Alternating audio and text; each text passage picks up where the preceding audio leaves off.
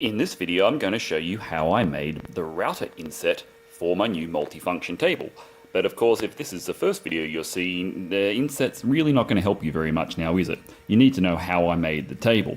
There are 100 different ways of doing it, but if you'd like to see the dramatic 3-part series on how I achieved this feat of dodgy carpentry, then click on the link here to start wading through my incessant over-detail and complication of a relatively easy project of cutting a hole in a piece of wood.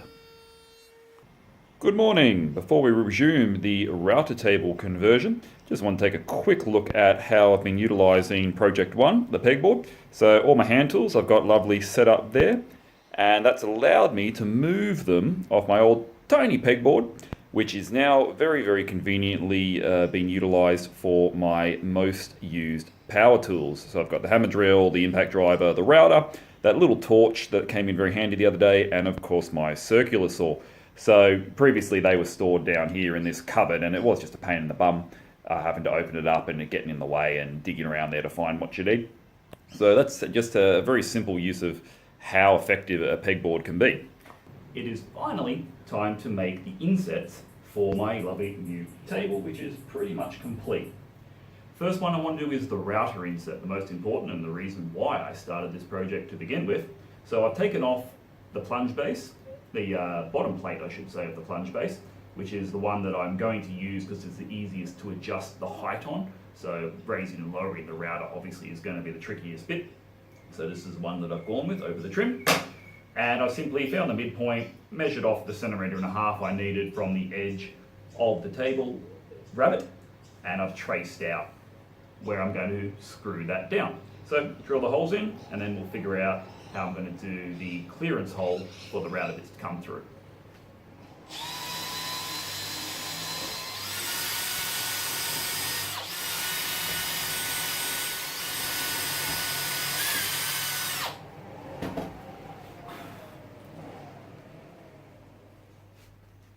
Testing time. One router mounted to its new base plate.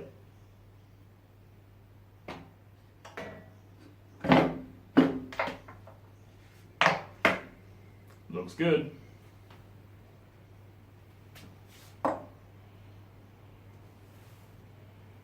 And plumb level. That's nice. So, how do we get there? Well, with a surprising amount of fussing about. These were my machine screws that I had just out of my little pre-bought kit that I found had the correct thread on them for the router. However, they were probably 5mm too long, so I had to take the hacksaw, because I really didn't want to go overkill on the angle grinder this time on such a small screw, and trim those down. That was an awful lot of painful to-ing and froing. Then I had to countersink in all the way down, and I've put a washer in there as well just to give it some extra gripping power to hold the router securely. Now for hopefully the easy bit, drilling the hole in it.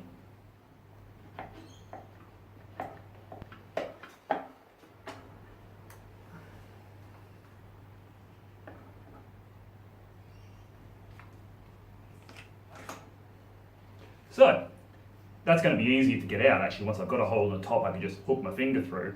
This plunge base, honestly, I'm probably not going to remove it from my new router base terribly often, because most of the time I'm going to want to use it. I'm going to want to use it in the table. When I've got this off, more likely I'm going to use the trim base. So that's really handy because I don't need to detach this, which would take 5 minutes or so. I can leave that there. Changing the bit, just take out the whole router. And now we're going to put the largest straight bit that I have in here and plunge it through.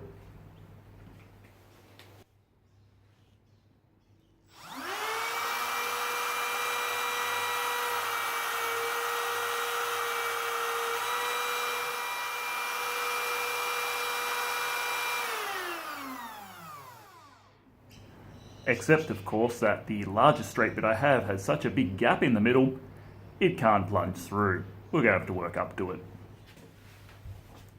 So there's my hole for the largest straight bit that I currently have.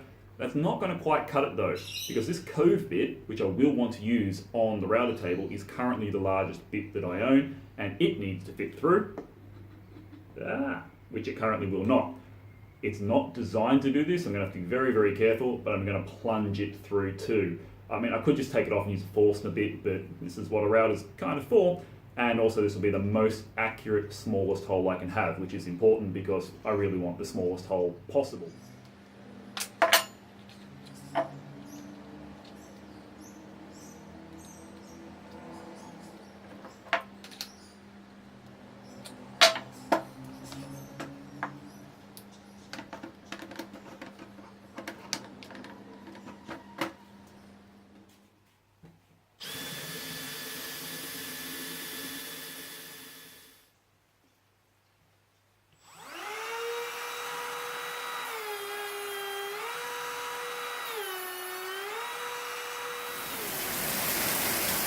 It really knows how to rain here at the moment. I hope they're getting some of this out west.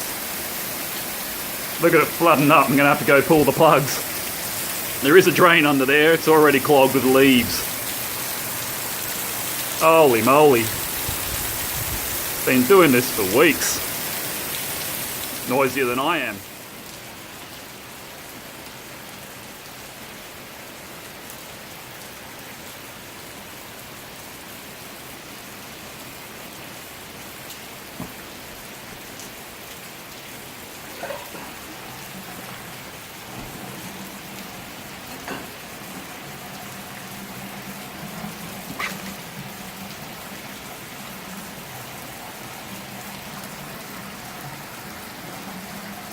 Love doing that.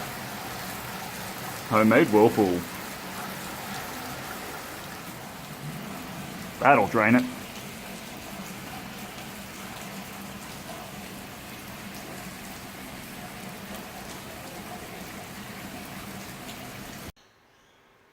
While I'm really happy with the operation of my new router table, there's one design problem that I'm going to try and overcome.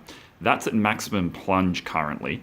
For a straight bit it's fine, but there's my roundover bit that I use constantly, and as you can see, it only comes about halfway up the bit when it's in the base. So what I'm going to do is I'm going to detach that, and I'm going to make a rabbet of about 6 mil. It's a 12 mil board. I want to get about 6 more mil out of it, and that way the bit will come 6 mil further up. Shouldn't be too hard. See how we go.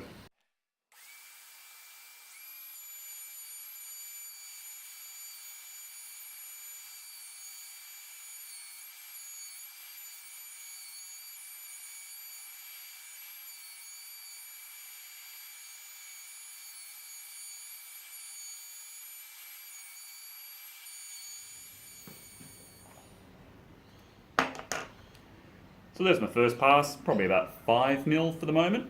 Here's the base. And it fits in lovely. Obviously it doesn't have to be too pretty. The screws are what are going to hold it in place, just like if it was flat. So that's actually even more secure than it used to be. I want to take it down a little bit deeper, not too much, because I still want the strength in the base, but the more clearance I can get, the better. I've run into a small problem here trying to get the second pass through the middle. I've done the outside bit, but I couldn't actually reach here without the router falling off the edge. So I've had to put 2 little guide boards on, slightly lowered the bit down, and I've just measured that so that when it's on the board, it hits the desired height like so, and then I'll be able to clear out a little bit more, pinch them in further, clear out a little bit more, and get the rest of it done.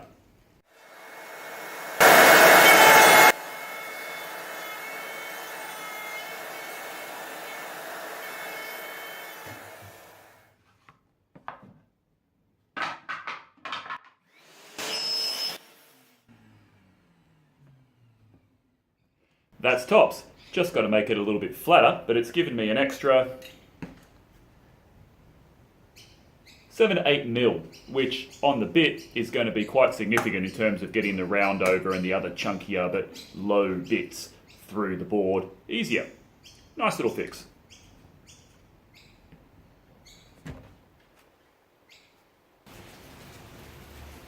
Well, there you have it.